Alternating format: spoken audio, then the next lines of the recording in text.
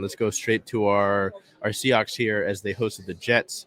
Kind of a big game. I know that when we looked at this game at the beginning of the season, maybe we didn't think it might not mean much. We thought it might not mean much, probably for either team, quite honestly. Right. And it was pretty important for both of them because both of them needed to win in order to keep their playoff hopes alive. So why don't we go over to this January 1st win against the Jets, talk about some points, get to players of the game, and then the injury segment, which, again, we always hope is non-existent, is we have to talk about that. So we'll go right into the score here. Yeah, so as you mentioned, win against the New York Jets on the 1st. They won 23-6. Couple of things that I noticed from this game was just kind of how quiet our wide receivers were. I always do expect to see a little bit more of Tyler Lockett and DK Metcalf. Of course, the Jets have good corners. Sauce Gardner was on DK Metcalf for a majority of the game, and he did a pretty good job on assignment on DK. DK had only 1 reception for 3 yards, but Tyler Lockett, as I mentioned, was also pretty quiet, and I think it's also worth noting that, of course, he just had hand surgery 10 days ago before the game, and that's a lot to come back from. I think they said metal screws inside of his hand at the time. So yeah, just a lot to play through, but it was nice to see Geno get the offense going in other areas, of course, with our tight ends, which we've seen before, and really just come out with that win. Yeah, and I think you talked about the tight ends there, and that's something that I've really liked throughout the course of this season, right, is getting the tight ends involved and really seeing the offense. That was my point. My starting point was that it was funny with this game starting at 1 o'clock here. Was at the Kraken game. We get in the building pretty early, right? So I put everything down, get set up, and I got the Seahawks game going. And it's like the first few minutes, Ken Walker's got a 60-yard run, breaks off a 60-yarder, Yeah. and then like the next play or so, Geno's finding a tight end in the end zone, and I think it was Kobe Parkinson at the time.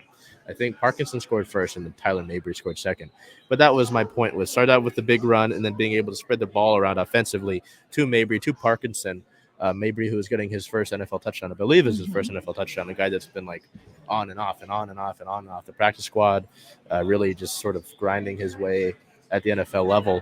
And they beat a good Jets defense. This is the Jets defense that, with the way that the offense has been playing the last few weeks, obviously you play against the Chiefs. It's a tough team. I know we got some comments about how I thought it was ridiculous. There's a comment about how they're not the Chiefs that used to be. I'm like, this is still a team that has Patrick Mahomes and arguably his prime right now. And again, they traded away Tyreek Hill. The running back situation is kind of interesting because they're using Jerick McKinnon and Isaiah Pacheco, who aren't necessarily traditional sort of running backs. They've still got a good defense. There's a lot of talent in that secondary. Trent McDuffie out of the University of Washington. So my point being is they're no slouch, right? And this Jets defense, you talked about Sauce Gardner, DJ Reed, who was a Seahawk last year, who elected to go in free agency to the Jets. Quinnen Williams has been a great piece for them on the defensive line after being a high draft pick a few years ago out of Alabama. So, it's a talented young defense, and they probably, honestly, will just continue. This Jets team will get better. Yeah. They will just get better whenever they figure out that quarterback situation. They will be a four, and that's the thing. You look at that AFC East, because you've got Miami, which has got a ton of talent. With hopefully Tua is able to stay healthy, because if he continues injuries, he should probably just retire at this point. New England's an interesting case, but they continue to hang around year in and year out. Miami, I just said Miami. The Jets, we just talked about them, and then Buffalo. That's a good division right there. So, there's talent in that case, but it was, you look at the score here. We go back to the score of 23-6. That's a pretty it's not necessarily a blowout, but Seattle commanded this game, arguably from the time that Ken Walker had the 60-yarder. They were able to just kind of have their way. I was able to watch parts of it, and I know DK was kind of limited, I think. So that was okay. I mean, one of our leading receivers was DJ Dallas out of the backfield. I remember one of those, I think, he did a score on it, but Geno threw him like a little dump, and he was able to take it. I thought he was going to score, honestly. But this was a good, solid win for them to get back in the win column. it was really funny because you see all, at least I saw on socials, all of the things, like even the NFL was like, oh, Mike White's back for the Jets and he's going to start. I'm like, okay, all right. It's like, that's fine, but I'm not that worried about it. Because, I mean, he had that solid performance. I think he clicks well with Garrett Wilson. But again, if they find a quarterback, maybe with what's happening in I almost said Oakland, with Las Vegas with Derek Carr, maybe they get Derek Carr. But we're not a Jets channel. So it just felt like a good win. It felt like they did what they needed to do after, you could say that last week against the Chiefs was a must win in order to continue to decide your own destiny, but it's the Chiefs. We talked about it last week with it being a really tough game from the start. So there's step one. Step two is next week against the Rams, which they've been. I mean, did they play? Well, I'm sure they had to play yesterday. They weren't super commanding in their game, and they actually lost to the other LA team. So, okay, that was that game. Yes, thank you. Yeah. Oh, yeah, okay. Because I was gonna say, last I remembered, they were putting the smackdown like The Rock on, the Broncos and Russell Wilson. That was last week. Yeah, and I'll look at his stats right now, but Baker Mayfield's kind of started to rejuvenate his 11 for 19, 132, no touchdowns, no picks. But that's not bad. He got sacked 3 times. Kind of tough situation there, but he's been able to do better than he did in what was going on in Carolina, right? So it's still going to be a good competition, I feel like, but there was that whole controversy. I don't know if you saw that with the time situation with where the Seahawks game was going to be put on the NFL schedule and the Lions-Packers game, because that Lions-Packers game has been part of the officially deciding factor. Yeah, because we need the Packers to lose that game. So go Lions, all that. And the that game will be officially on Sunday Night Football. Yeah, and the argument is that if the Seahawks win, the Lions have nothing to play for. Correct. Is how I've interpreted it. So then knowing that score of that game could change the level of play for how they play. However, here's my take. If you're a Lions team who has been at the bottom of the NFC North for a few years and you have the chance of taking the Packers out of the playoffs, I don't know if I would ease up on them. So no, and what I saw, there was a press conference with Lions head coach Dan Campbell today, and he basically, it's not word for word, but he said, we're going to fight. We're going to go out there and we're going to fight. I'm like, hell yeah, dude. So that's good to see. So I don't know if Everett watches the show, but Everett Fitzhugh is a big Lions fan, and him and I joked that the Lions would play the Seahawks in the NFC Conference Championship game, and the Lions would go on to win their first Super Bowl. So I would have been okay with that, honestly, but now we're in this position where we need to ultimately end their season, which is, it's tough, but we need those Lions to win still on Sunday Night Football. So to get back to our general discussion about the win over the Jets, it was a nice win. The defense played well. If we look at our players of the game, some nice sacks in there. With the rookies in this, even I think Kobe Bryant had some plays in this as well.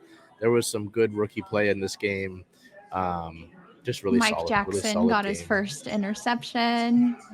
And I will be a critic. I've been told I need to be more opinionated. So it's good.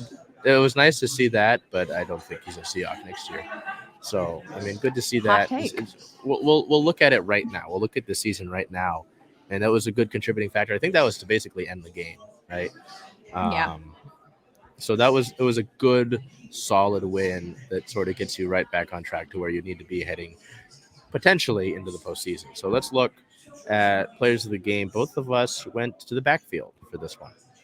Yeah, so I did see your pick for K9, and I don't disagree with it at all, but I was also impressed by DJ Dallas, so I had to go with DJ Dallas here. It's always nice to have someone just as strong coming in a position when, of course, K9 takes a little rest. So DJ Dallas had 7 carries, 43 yards, a 6.1 average. And then he also had some receiving passes. So 3 receiving, 55 yards, 18.3 average. I really just liked his explosiveness coming into the game. And I think that that's important, like I said, when you're giving your guy a rest to come in and just fight just as hard as he is. So, yeah, that was my pick. And looking at it, I was I don't know if you said it, or was he the leading receiver?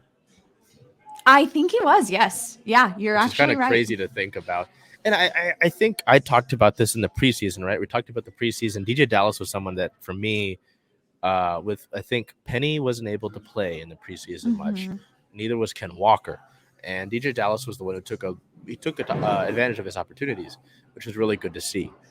So he's been a guy that's been a solid contributor for me.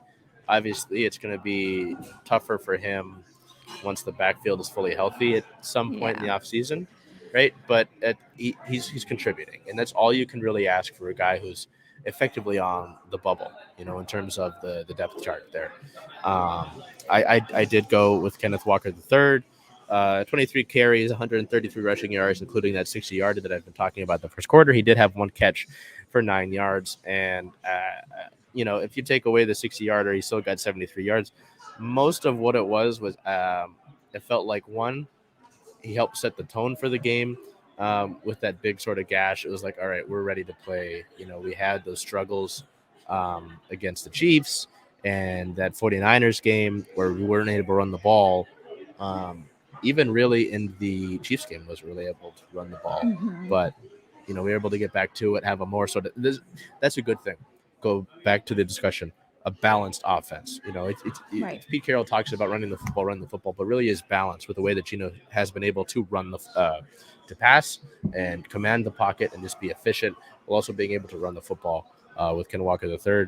And it was just good to see him get back to what we've seen in terms of his offensive production throughout the course of the season. So that's where I went with that. I know I hinted towards, getting to the quarterback when we were doing our general game summary, and that helps you out with your player of the game. So why don't we get to defensive players of the game here, as you went with outside linebacker Darrell Taylor, who has had a slow start to the season, but it seems like he's kind of figuring things out right now and had a great game.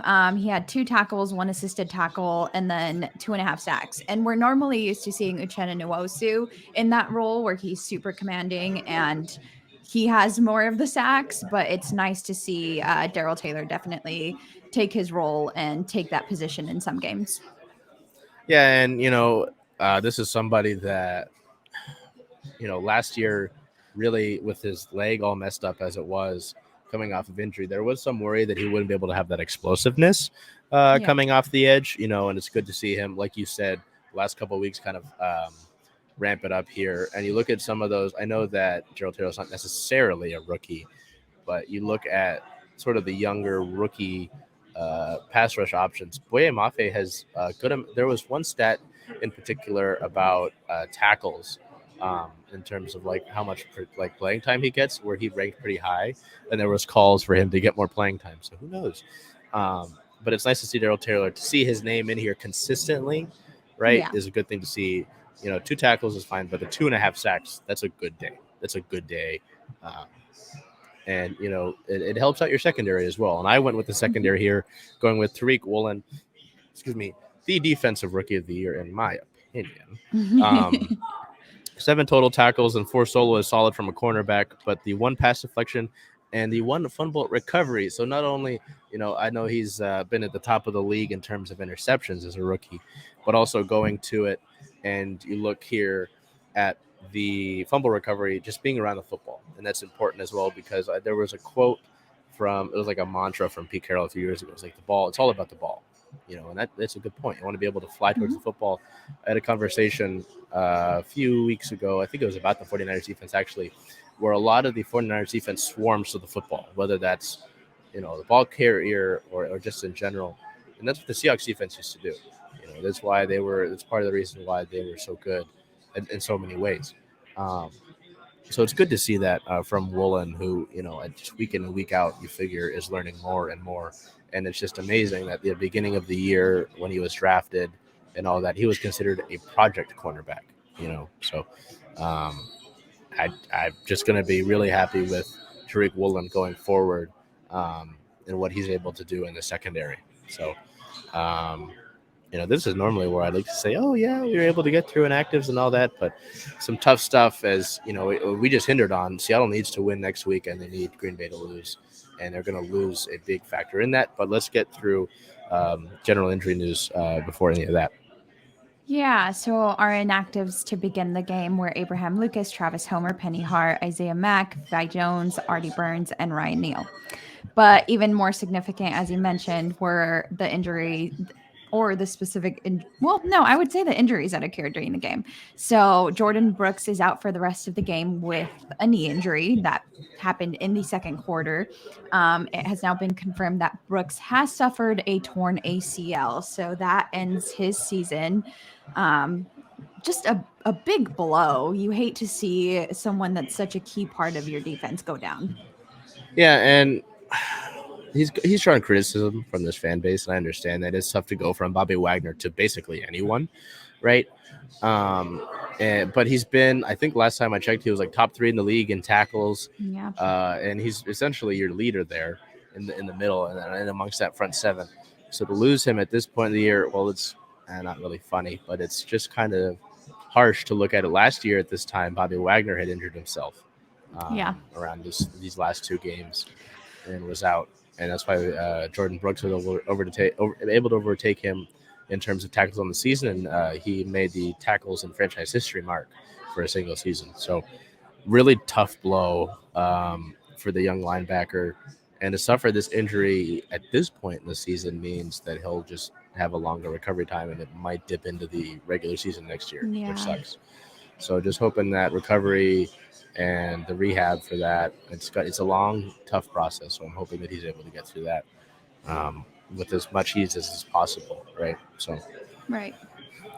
We did mention that Tyler Lockett had come back and was active after having a hand injury, but he also was questionable to return with a leg injury in this one. So, really tough pill to swallow when you have a guy coming in after just getting injured and then injures a different body part. But hopefully it's nothing major. Well, and then I'm trying to find a sort of timetable on it right now, but the official word for it is lower leg contusion. And I don't know about you, but contusion always sounds a little scary, but it doesn't seem like it's too bad. The only updates do we know are if contusion. He's playing?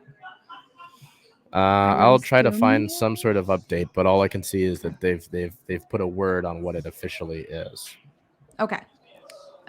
Well, we'll keep posted because that's definitely not a piece that we want to lose as well for a game that you have to win to get into the playoffs. So, in the fourth quarter, OG Phil Haynes was out for the rest of the game with an ankle injury, and that sums up our injuries for during the game.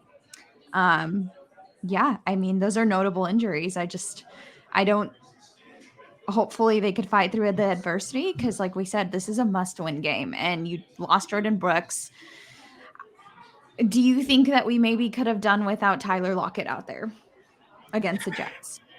I mean, you mentioned he was limited, right? And I was talking to a buddy of mine during last week's game, and it was tough to not have Tyler. Obviously, I mean, you look at the numbers on third down against Kansas City, and they just were bad. And that's typically where Tyler Lockett lives and makes his money, right? I think in a way you could, but also part of it is game planning for Tyler Lockett, right? He's back so quick and he's probably still hurt, but I still have to prepare for him as if it's Tyler Lockett normally, because if I get burned, then it's my fault, right? If we get burned because we underestimate this guy or we basically game plan for him not being himself, to an effect that's on me. So I think with the way that Seattle played yesterday, yes, but it's a tough situation because part of it too is Lockett himself wanting to play through it. Right. Like, are you going to deny a guy like him that? And you could, but I think both sides were like, "Hey, man, if you're good to go, you're good to go." Let's do And it. that's where Yeah. they went with it there.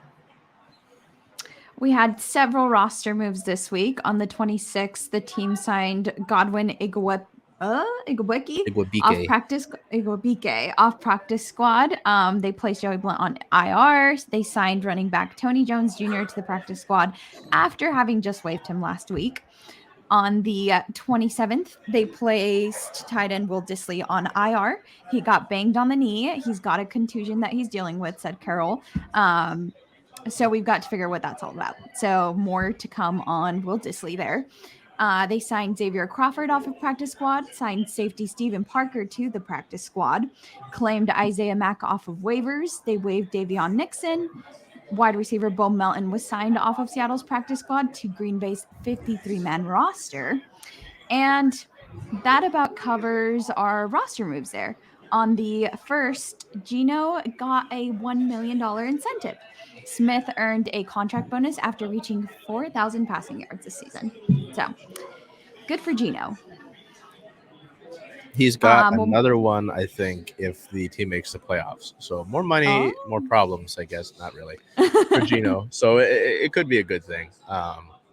But again, at the end of the day, not to get all like philosophical, but you look at this team and they've performed as well as they have, considering expectations, and they still have a top 10 pick, which could be. I think if they got like a top 5 pick, it would be the first time in NFL history the team would make the playoffs and have a top 5 pick, which would be pretty cool. So, yeah, that's all I have to say on that. The next piece of news that we have in league news is not so cool. So neither are the two aren't.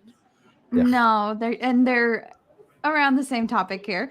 On the 26th, Brady basically told us that he was not considering retirement. When the 45-year-old quarterback was asked if he contemplates retirement, he replied, "I really don't." Pretty sure the Buccaneers just took their division, right? Yes. Yep. With that win over Carolina, they won their division. Yeah. So Brady has won his division several times already and doesn't see himself being gone anytime soon. On the 27th, JJ Watt did kind of confirm that he would be retiring after this season. He recently had a child and just said that it was good for him to see him play the first game. It was his first game watching him play, and that this coming week would be his last time playing. So pretty crazy. I mean, not expected, but I also do remember, I think, from Hard Knocks, hearing that he had a significant health concern early. Yes. This year. Yep. Yeah. Yep. So, a lot of things could factor into that decision, but yeah, it's unfortunate to see someone of JJ Watt's caliber leaving the game. Well, and he is the husband of Kalia Watt, who plays in the NWSL, has spent some time with the U.S. Women's National Team. And yeah, with the child and Watt, his partner, the women's soccer player, saying that she's returning back to action. Someone has to watch that kid. I know they have enough money to watch the kid, but you know what I'm saying. So yeah, JJ will get to be the stay-at-home dad, which is cool, I guess. Good for him. We go back to our Seahawks here. We now sit at an 8-8 standing, second in the NFC West, still in the hunt. And as we've mentioned, we need to beat LA this coming week on the 8th, and we also need Green Bay to lose. Ooh. So January 8th will be a 1:25 p.m. start time. Officially? Yeah, big game. Yep. Seahawks themselves officially confirmed that.